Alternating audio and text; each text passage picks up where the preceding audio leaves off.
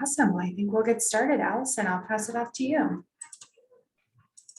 Great, thank you. Hello and welcome everyone to the webinar, Adding New Tires to Your Career, Getting Back on Track with Maryland Smith alumna Alison Cardy.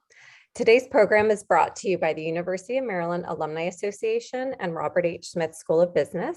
My name is Alison Schwartz, and I'm Executive Director of Alumni Relations at Robert H. Smith School of Business.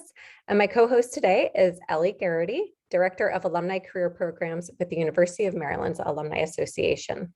We are your webinar hosts and go-to for any technical or logistical questions you may have. A few housekeeping items before we get started. Today's event is being recorded, and the video recording will be sent to your email address that you used to register for the event. The slides will not be shared separately, but they are part of the recording. I want to ask everyone to please keep your microphones on mute to help reduce background noise, and to keep your cameras on is optional. Alison will be presenting her material for approximately 45 minutes, and then we'll move into Q&A. You can post your questions in the chat area at any time, and we will address them after her presentation. If we don't get to your question, we will be sharing her presentation, her information, LinkedIn information in the chat, so you can feel free to reach out to her directly. And please note if you are affiliated with Smith, University of Maryland, or simply that you are a proud Terp that participated in this session, so she can know who you are. For those of you who plan to use closed captioning, please click the CC button on the bottom of your Zoom panel. Lastly, in case you're experiencing any technical difficulties throughout this webinar, don't hesitate to reach out to me or Ellie with any questions.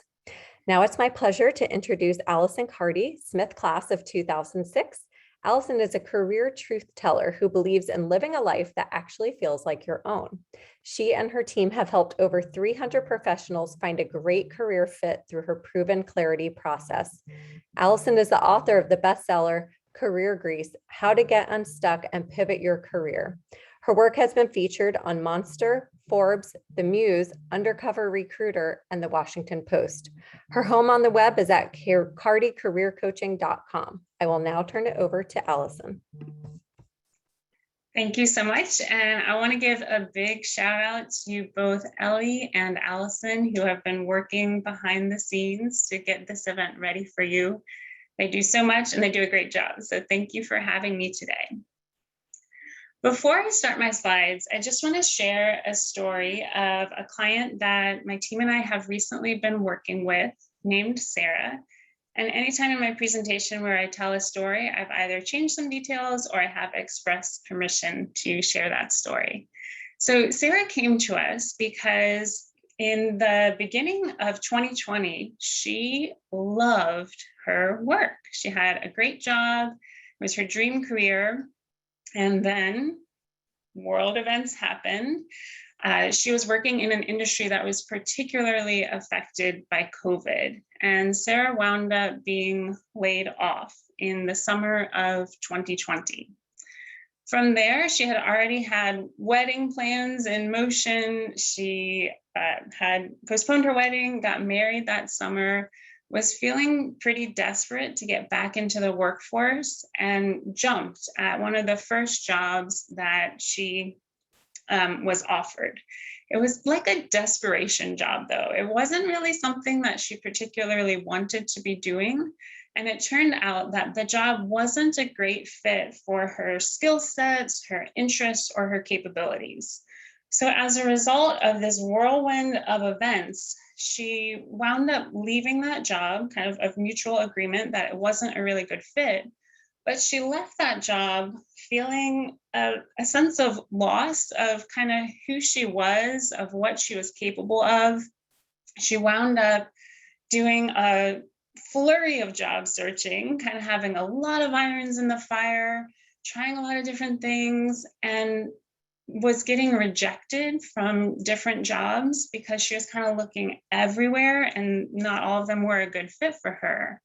And by the time that Sarah and I connected, her confidence was pretty shot. She was feeling like she'd kind of had a fall from grace. She'd been in this great place in her career, and then she was not in a great place. And she also recognized that she was having a bad attitude at home. She was freshly married, but because she wasn't really having a great experience with her career, it was carrying over into her new married life. So I want to just check in before we get into the presentation, and I'd love for you guys to put in the chat just to get a feel for, has COVID and world events, have those impacted you and your career at all in the last little bit? And you can just put a note, a little bit, not at all, a lot. I'm curious if COVID has impacted your sense of possibilities, it's impacted maybe your plans, your work situation, maybe it's impacted your emotional state where you're feeling more scared or anxious or angry. And I'd love to, I have my chat over to the right, so I'm just gonna look to see what people are saying. A little, a lot. Hey, Ron, I got you, Jenna, Chella, Ian, Totes, Aline, Nicole, significantly. Yeah, so there's a range of how people have been affected by COVID, but I do, let's see, Michael, yes, oh, lost opportunity just around that time. Rethinking priorities, can it affect you in a positive way? Affected your retirement? Sure, sure. So what I see from my vantage point as a career coach working with really capable professionals is that anytime we're thinking about our career direction, making decisions, making plans, making moves, there's always like this level of uncertainty that we're dealing with because we don't really know. Nobody can know with 100% certainty how everything's going to work out, what's going to happen. And then what I see is on top of that kind of baseline level of uncertainty that is just typically present when we're making career moves, there's like an overarching level of uncertainty, another layer of uncertainty that people are feeling in a more heightened way because of COVID, world events, lots of different things that are going on.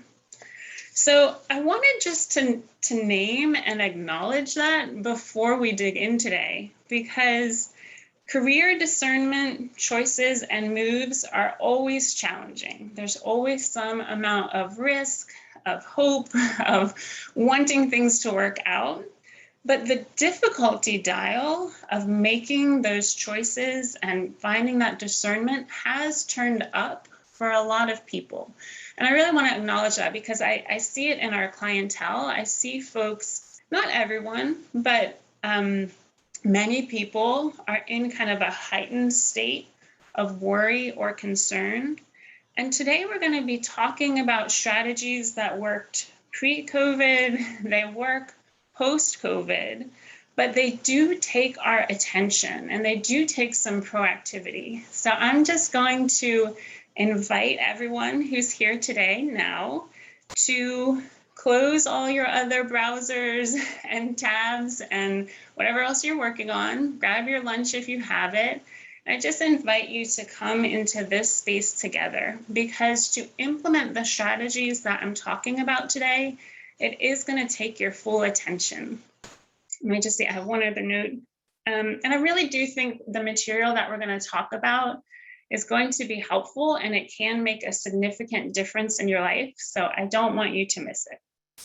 So with that said, I am just going to check if you guys are ready to get started. Are you here? Are you present? Ready to dig in? Ready. Ellie is ready. Awesome. All right.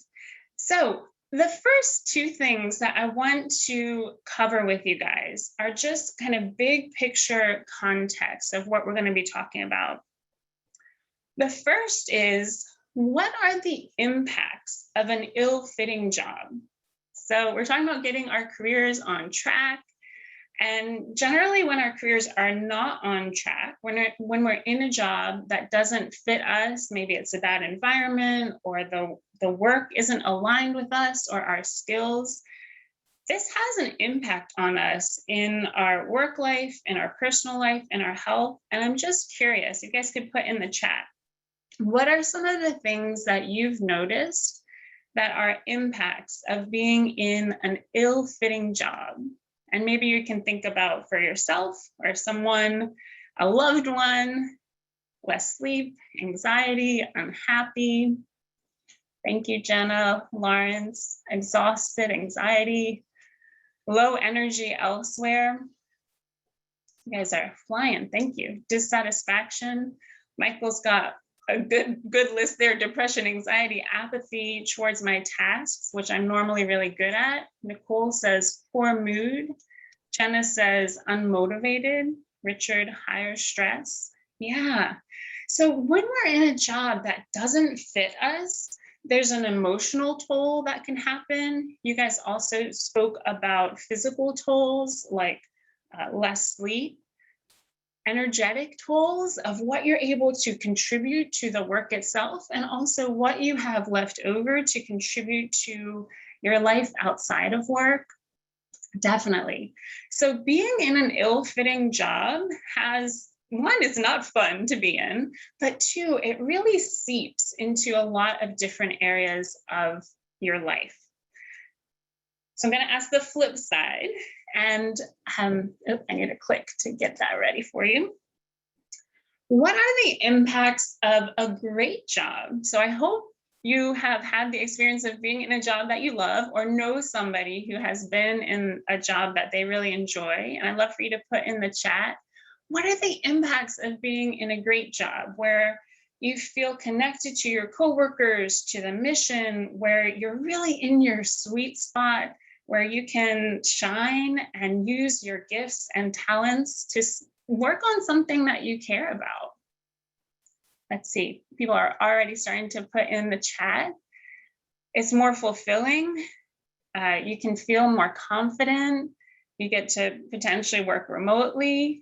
Ditto on confidence. I think that's really true. When you're in a great job, you feel more confident because it's in alignment with you. So you're more likely to succeed. And that flip side also happens when you're in an ill-fitting job. I see over and over that it impacts our confidence. I meet with wonderful professionals who I can see their capacity and ability is way up here, but when they've been in an ill-fitting job, their perception of themselves plummets. They're still amazing, they can still do wonderful things, but because they've been in a place where they're not feeling like they're succeeding, they feel a lot worse. They don't quite see their own capacity. Ooh, I'm just going to catch up. Alignment, progress, eager to go to work. What a thing that can be. Love getting up and going in every day. Feel like I'm part of a team rather than an isolated worker bee. You try to persuade your friends to work there too. I like that, Lawrence. More positive self-image, more energized, creativity free-flowing, better connected to some of your colleagues. Yeah, so there's a lot of impacts when our career is off track or when our career is on track. And we all want to be in that great job, right? I want that for everyone on this talk today as well.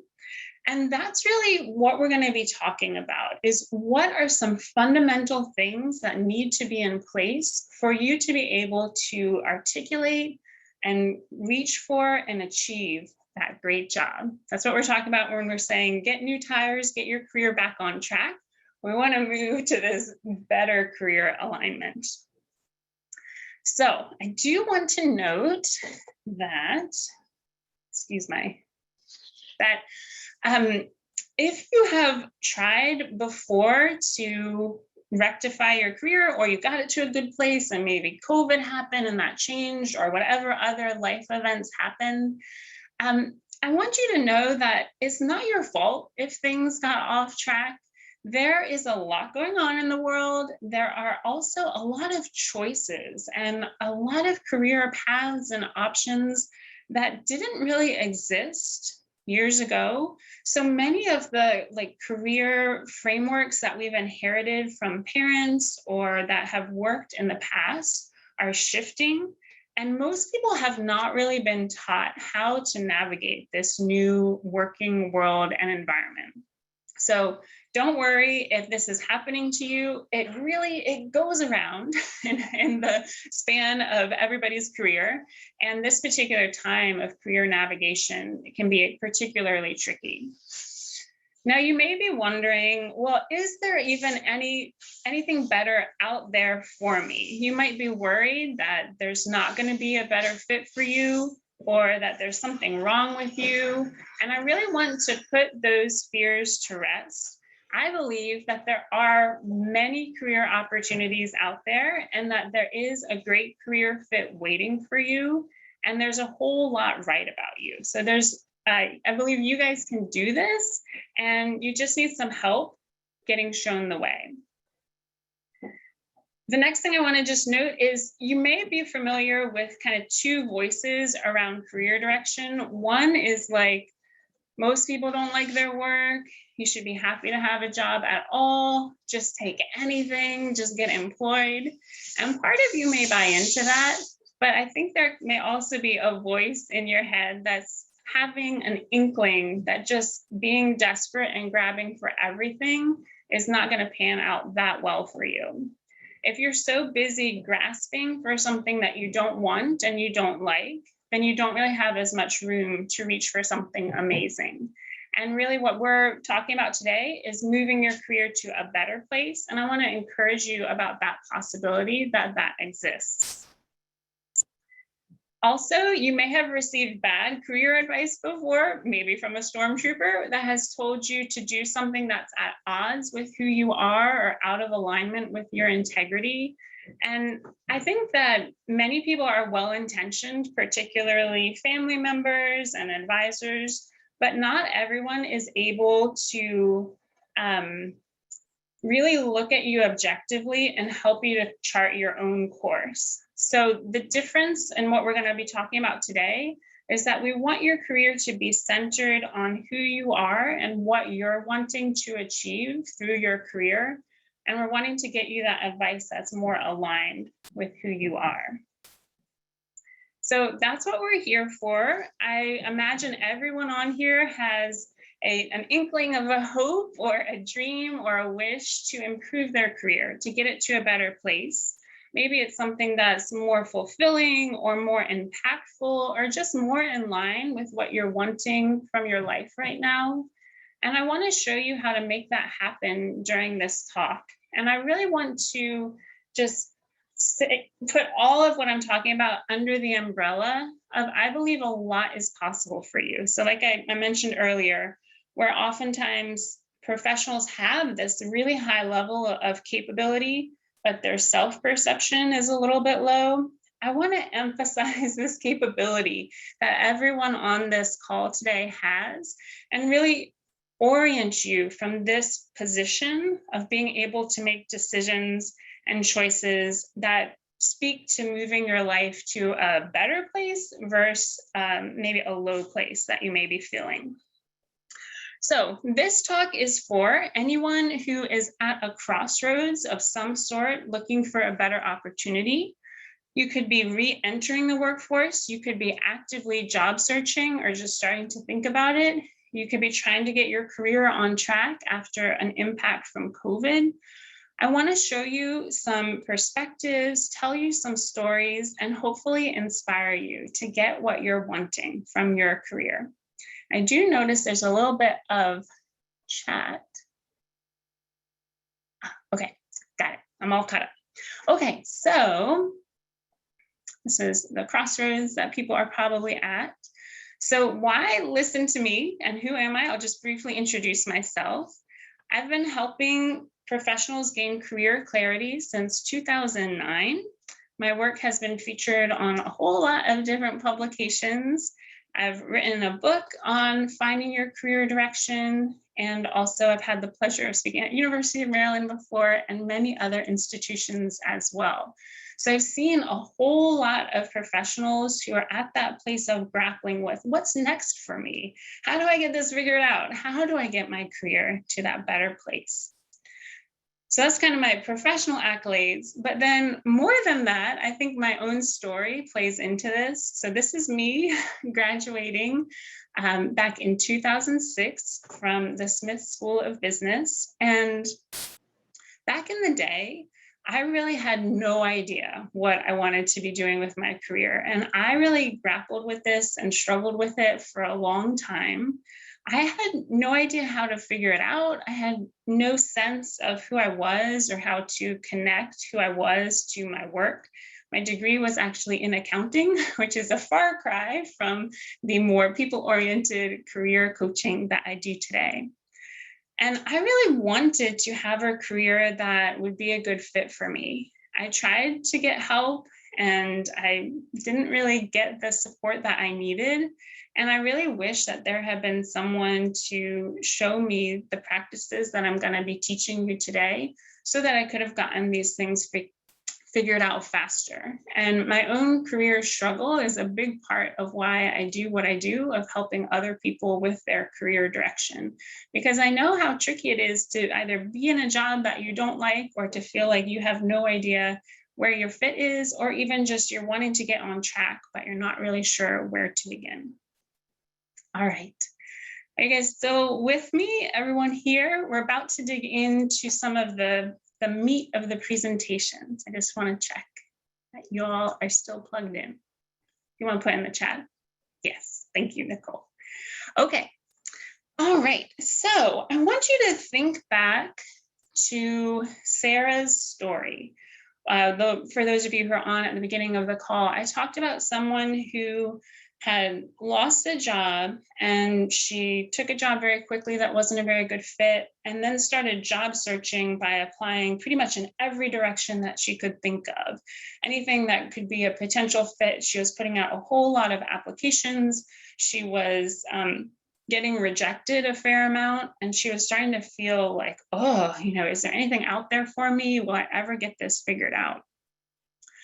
How this can also look, it doesn't always happen in like a loss of the job situation. It can also happen if you're in a job and you're looking around like, something's off here. I don't really like this very much, and I want a better career for myself.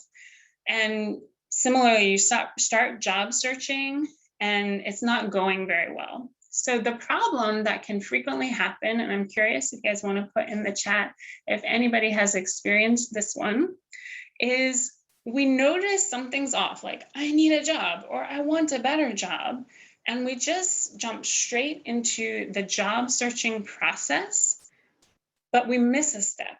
The step that we miss is identifying our target. So like step 1 is here's a problem. Step 3 is job searching.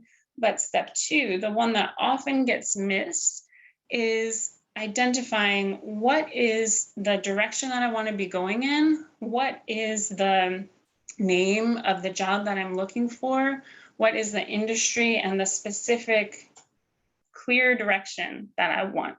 So I'm curious if any of you have experienced this, of kind of skipping the getting clear part and just feeling an urgency around getting a job, so you jump straight to job searching. And if you can put that in the chat, if that has happened to you. The metaphor that I often use to describe this is, yes, ready, shoot, aim. The metaphor that I use to describe this is it's like picking up a dart and just throwing it without identifying where the dartboard is. So that's what job searching is like when we don't have a clear target. And I often say that someone can get hurt if you just pick up a dart and throw it without knowing where the dartboard is. And when you're just job searching without that clear target, the person that often gets hurt is you, because it kind of puts you in this place of not being able to be as successful because you're just scattered energy in all different places. So Lauren says guilty. Yes, this goes around. We just start applying for everything. Then we get confused about what we want. Our network can't help us because we don't have a clear target that we're telling them. And then it leads to frustration on top of what's already not a very good situation or fun situation to be in. So that's when you're just kind of looking around, not sure where you're going. And this can manifest in a lot of different ways for people. So here are some of the things that I hear when people are struggling with that clarity step, which Alison and Ellie were curious on one of the teasers for this talk was why a new resume isn't the answer. It's because if you have a resume that isn't connected to what you're wanting, or you're just starting to rework your resume, but you don't know what you're targeting to, then it's not going to work very well for you. We really want to emphasize getting that clarity first of what you're wanting. And then after that, we can rework the resume and the job searching, but having that target is super important. So I talk to people all the time about their career, and some of the things that I hear around wanting to get to a better place, but not being able to do it are, I have trouble with the what do you want to do next question. I feel trapped on my current path. I don't see anything I feel good about in job listings.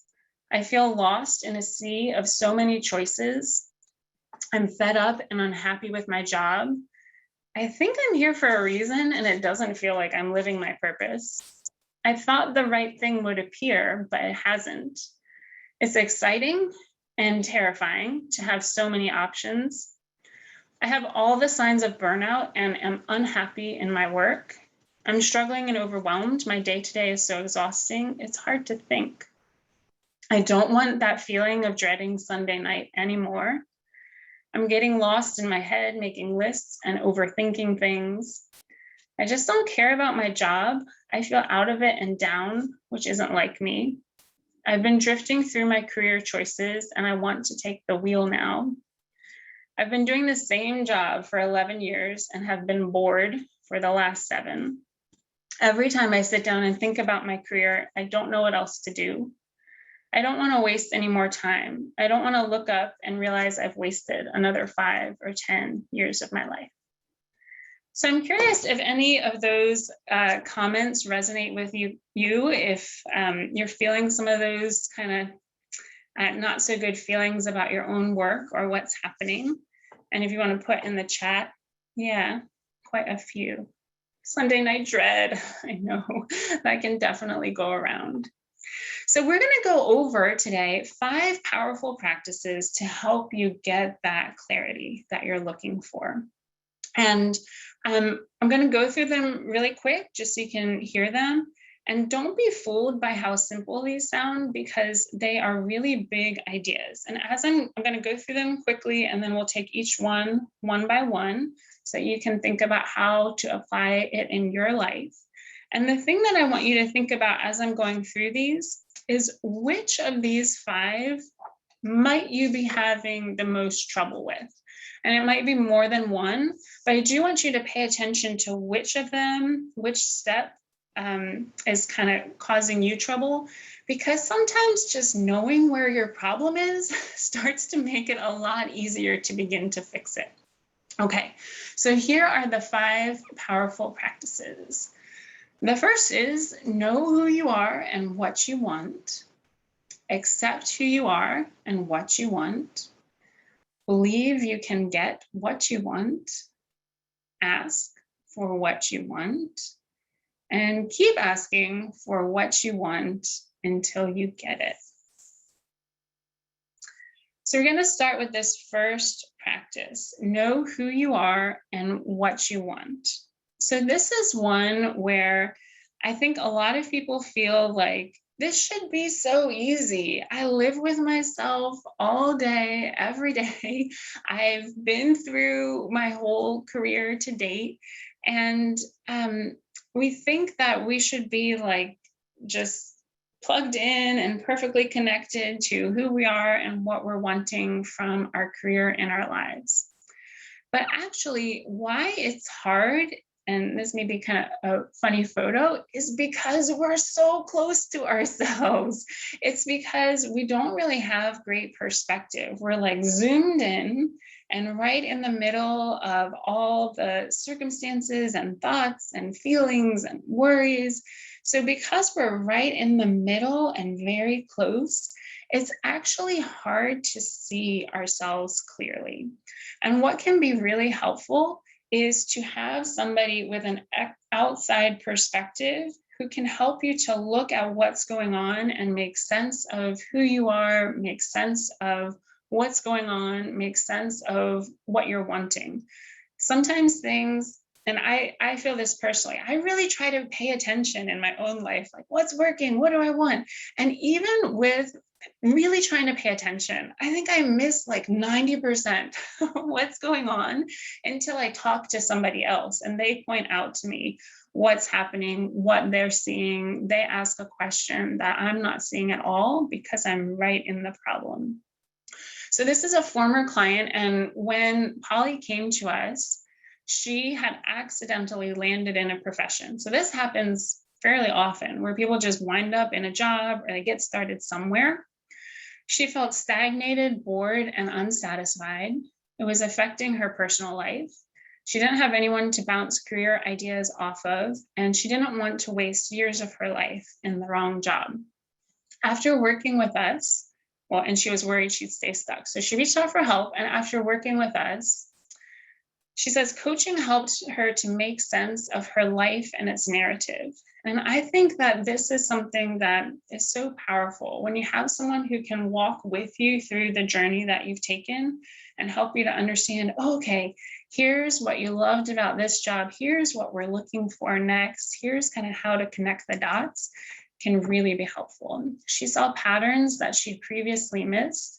She needed an unbiased and objective viewpoint to help her understand what was going on. And then she was able to successfully move across the country and change jobs once she understood what she was looking for.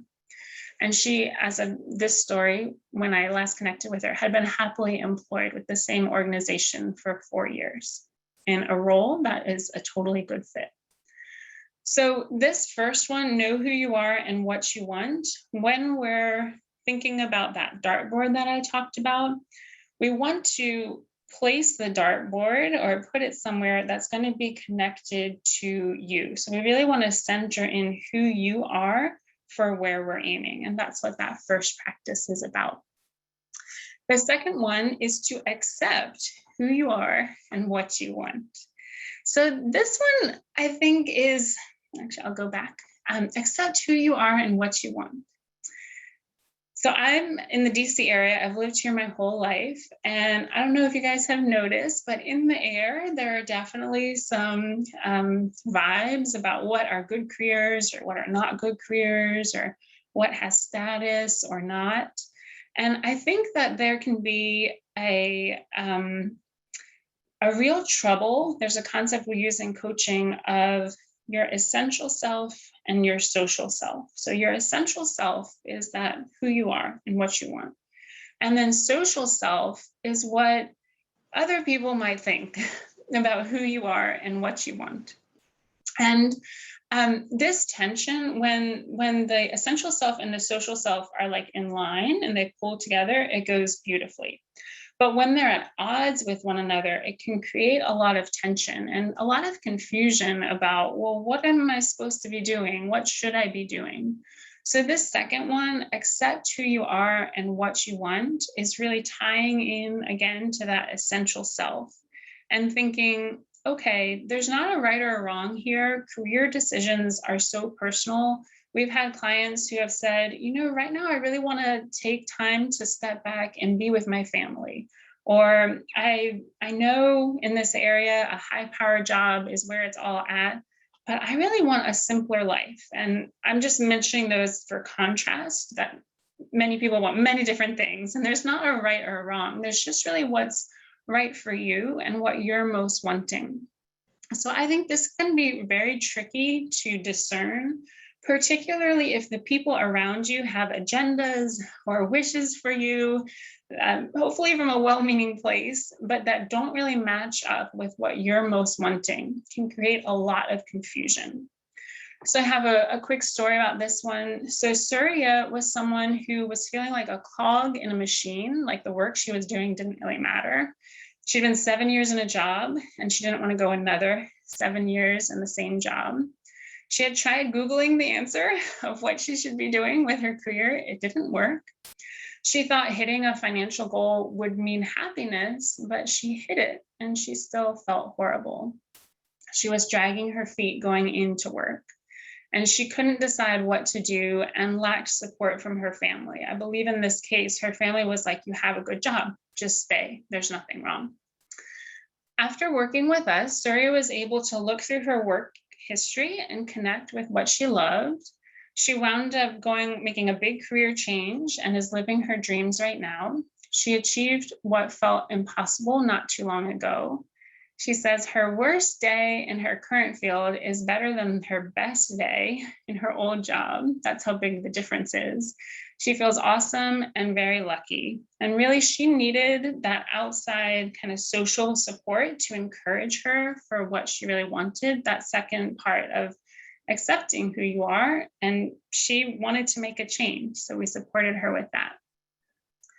The third powerful practice is believe you can get what you want. So I'm curious for this one, how many of you, and this one you don't have to put in the chat, but I'd love for you to just consider, how many of you turn yourself down in your head before anyone else has a chance to? So like you're looking at a job and you're like, oh, that would be really cool. And you're like, they want to hire me. I couldn't get that. And then you don't even put in an application, you just shut it down. Generally, when I ask that question, people are kind of nodding. This sense of kind of trying to prevent rejection by rejecting ourselves is what's going on there. So what happens when we don't believe we can get what we want is it's all in our head, but we really block ourselves from connecting to that next good opportunity that would be a much better fit for ourselves. And I think it can make a real difference. And again, this can happen because of that gap that I talked about. We're feeling down here. So we're like, well, why would anybody want to hire me? But actually you have really good capability and skills and a lot of gifts that you would bring to any organization. So having somebody who can hold that for you and show you and encourage you can make a big difference. And that's what happened with Emily. So Emily was in a job that was awful, where she felt miserable. She was so far in the hole, she didn't know where to start. She hated going to work every day. She was tired from long hours. I think this is very relatable. She stayed up until 2 a.m. on Monster, would email herself 20 positions, but then she couldn't write 20 cover letters. She was tired from staying up till 2 a.m. She felt really hopeless, and she was concerned about wasting time and money with trying to get a new job. After working with us, Emily realized that she needed more than just a new resume. She connected to her strengths, interests, passions, and dreams. She broke down what felt like a really big problem, landed and prepared for a new job. And this kind of hidden in this bullet point is this idea of she got clarity about what that new job that she wanted was. And then she was able to take consistent and like directed steps towards that new job. You can think if you know where you're aiming, then it's much easier to know what steps to take, to be able to tell your network what you're looking for, to be able to prime your resume, to be pointed in that direction, and ultimately to get that new job that you're looking for. The coaching had a lasting impact, and she has the tools to handle things, and the coaching made her better. So that's the third one, believe you can get what you want. It is really important. And then the fourth one is ask for what you want. So with this one, I actually just wrapped up with a wonderful client that my team and I have been working with. And through the process, she discerned that she wanted to make a shift from one kind of standard career to something that was more creative. And what was interesting was we got that clarity of what she was looking for. But then when she hit the step of asking for it, it was so foreign to be like, this is what I want, and to actually go for it, that she needed some reminders along the way of, yeah, you need to tell people that you want this specific job in this type of industry so that you can up your odds of getting it. There is a story here from Tom, who was someone who felt directionless. He was dissatisfied with his career for over 3 years. He said, being happy at work felt beyond my capacity. He was most frustrated by feeling like he was wasting his time when he was job searching, because he wanted to spend time with his family, and just firing things off into the void was feeling like, why am I even bothering doing this? He had tried networking, and a headhunting agency considered new professional licensure. And after working with us, Tom identified what he liked and didn't like in his work. He narrowed down on an industry. He, as of last time this story was written, 3 months into his new job, and love it. And I connected with him after he's been in that job for even longer than that. Getting that new job made a huge difference in every aspect of his life. He's much more pleasant to be around for his family, and very pleased with the results. So asking for what you want, one, you need to name it, but then second is actually ask for it. Really ups your odds of getting it. And then the last one is just to keep asking for what you want until you get it. So when I was earlier on in my career, I worked for a little bit as a nanny.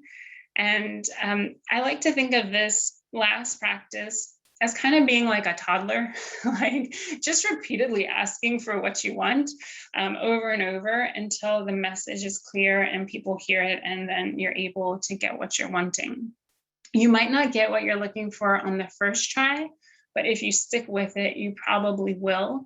And I like to use this metaphor that I learned from another coach, Brooke Castillo, which is, as we're job searching and looking for that next better opportunity, you want to think about, if you were like hopping in your car to go to the grocery store and you hit a red light, you wouldn't be like, oh, there's a red light, we can't get to the grocery store, let's just turn around, it's not meant to be. You just wait for the red light to turn green and keep going. So as you're working through a job search process, there are going to be some red lights, there are going to be some construction, things that look like it's not going to work. But if you just are persistent and stick with it through maybe finding a workaround or waiting for that red light to change to green, you will get what you want. So persistence is really important. So as we've gone through these 5 practices, I'd love to get a little feedback in the chat. So number 1 is the know who you are, and then 2 is accept, 3 believe, 4 ask, 5 keep. Can you guys put in the chat which one or more, if any, of these do you think you're having the most trouble with as you're navigating your career? 3, number 1 and 2, asking. Asking can be tricky. It's very, very vulnerable to ask for what we want. Number 1, ask. 2. Okay, so I'm hearing the 1s to 3s. Nikita just added a 4. Yeah, it is a gender, it can be a gender thing. Wonderful. So great job in identifying where you could use some support, because I think when we're just trying to get our career to a better place, it can be overwhelming. Like, there's a lot of things that you could be doing. There's a lot of places to be putting your attention. And I really hope it's helpful to have this framework where you can think about, okay, I need some support with just knowing who I am and getting that clarity, or some help with accepting, or I need to push myself a little bit more to ask. So what I notice is what people are wanting in terms of their career direction and in terms of being able to move forward are things like they want to be able to say with confidence, I want to pursue X direction. They want to be able to talk through and connect with their strengths so that then they can present those into the work as they're job searching. They want to have a clear direction to find clarity where their passions lie, organizing this messy search and clarification of how to package things, a reminder of their self-worth. I think this can be really important. Usually when stuff's not working in career, it impacts us. They want a job that's something they really enjoy doing, or an action plan that they can put into motion with clear steps. So I just mentioned all those because we're going to switch to Q&A in just a moment, but my team and I do support professionals with their career direction every day. And if you would like some help with getting that clarity, that is our specialty. We are more soul search rather than job search.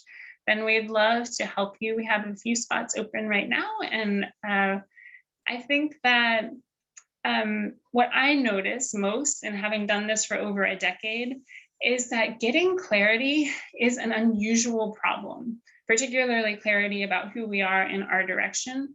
Because usually when we have a problem, we like throw our mental problem solving skills at it. But this is a problem that needs some different handling to be able to solve. And sometimes having support can make a really big difference. So with that said, I think Ellie is here to moderate some of our questions. And I'd love to support with what you guys are wondering. Sure. Well, thanks, Allison. I will give folks a second to type their questions into the chat. But I do have one for you that is probably a tricky one to answer. But I know you just kind of went over the 5 different things folks can do. Do you have one that you usually recommend folks start with, or is that usually tailored to the individual? I think that where we start in our programs is always number 1, the know who you are and what you want.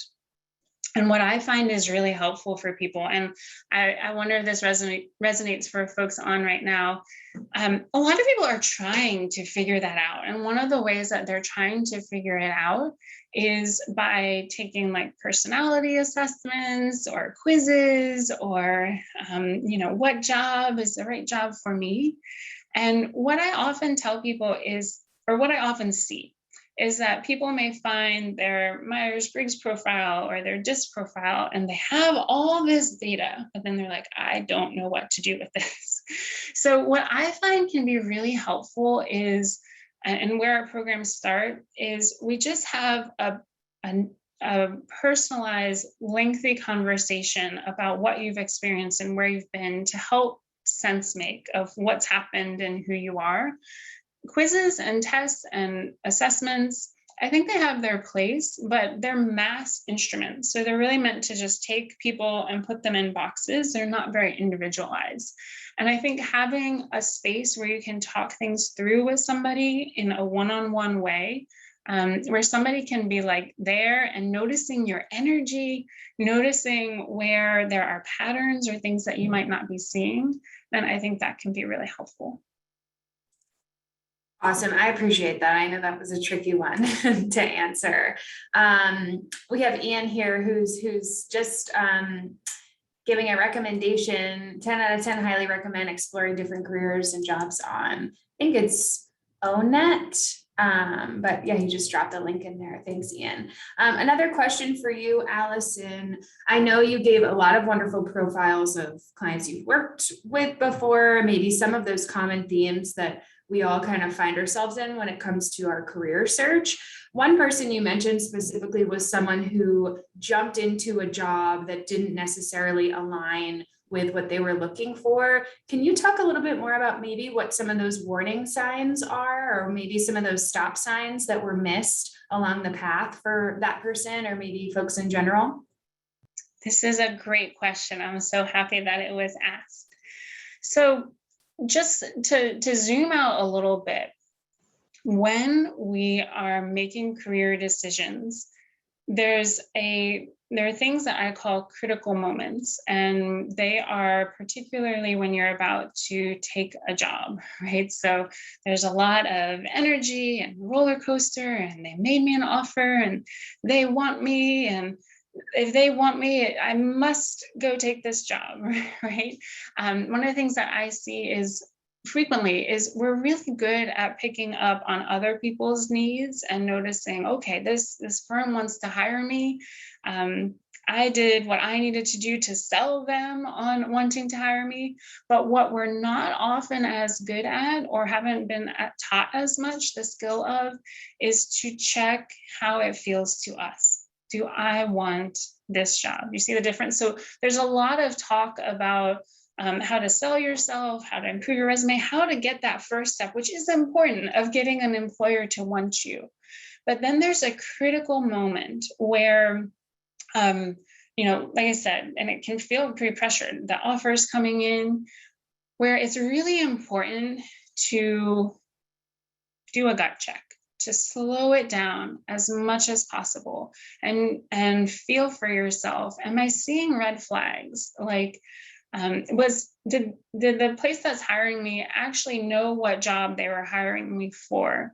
Did they actually take the time to get to know me? Did I get a sense that this person would be terrible to work with? Do I have a pit in my stomach? Or what's the word? Do I have a heaviness in my stomach? One person told me recently that they threw up, just as they were accepting a job. These are signals that we would want to pay attention to. So in this particular case, I don't have the detail that the question referred to. I don't have the detail of what red flags were there. But I really do encourage and want everyone on the call to know that when an offer is coming in, please slow it down. Take the time to notice your reaction to the job.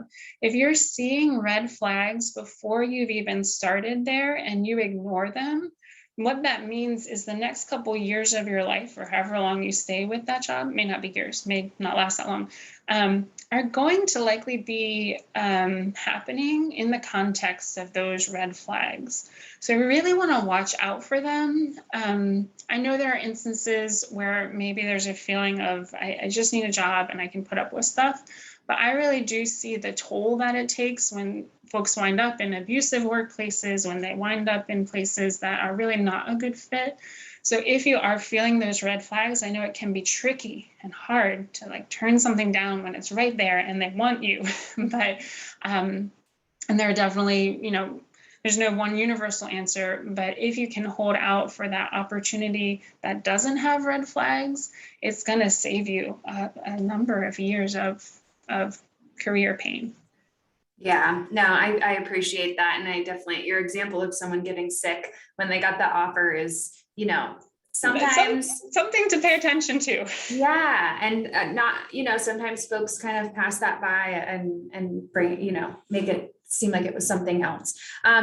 Another question for you. I know 4 and 5 obviously are similar and have a lot to do with advocating for yourself and asking for what you want and need. Do you find 4 and 5 are most beneficial in the workplace and folks can stay in the workplace that they're in currently, or is that often when they're transitioning to something else? What's kind of the success rate there on staying at your current place and asking for what you want and need and heading elsewhere? Yeah, I think that's a really sophisticated stance to consider, because it can happen in both scenarios. So if you are in a workplace where you're experiencing problems, or maybe there's some conflict or something that you need, but you're having trouble speaking up for it, then oftentimes the thing that happens is people think, well, let me solve this by getting a new job. So a colleague of mine actually, and I hope I don't misrepresent her, but she is a lawyer and a coach who works with people on workplace harassment. So and this is maybe an extreme, though it does happen, where somebody's in a workplace, they're experiencing some type of harassment and they're like, well, this stinks, get me out of here.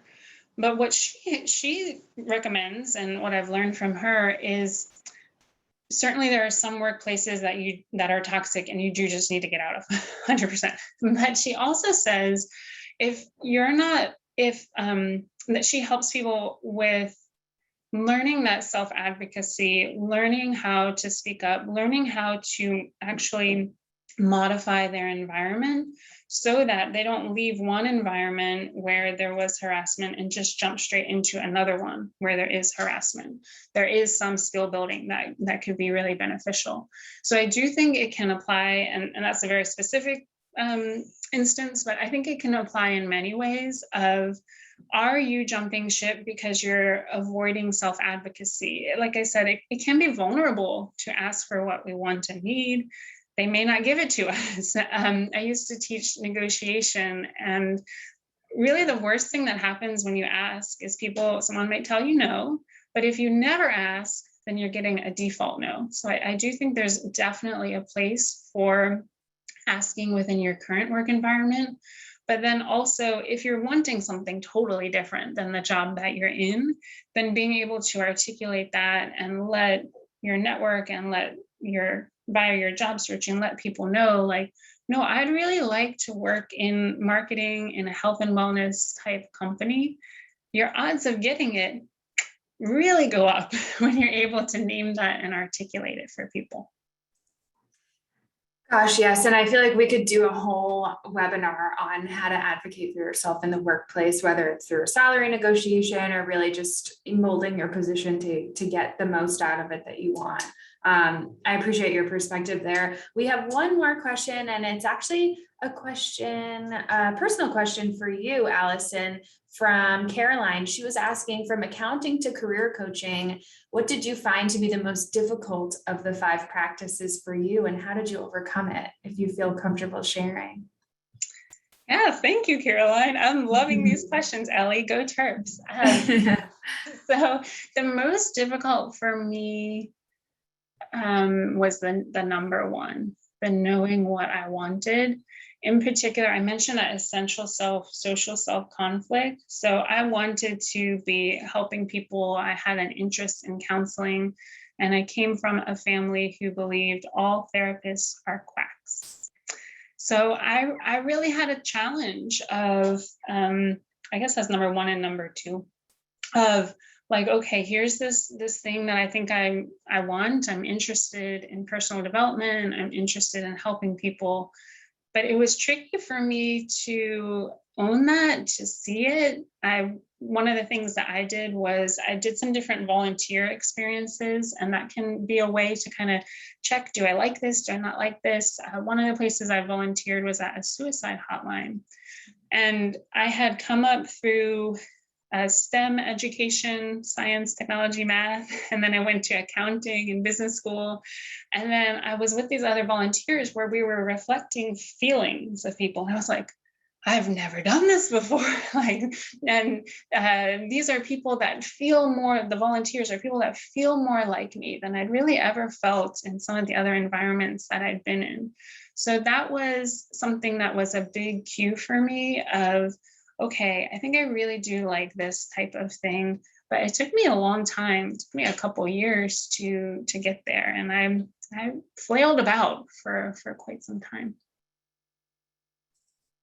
That's totally understandable. I'm sure that's very relatable to a lot of folks on this call. Well, the hour just flew by for me. I'm hoping everyone else on the call felt the same way, and you too, Alison.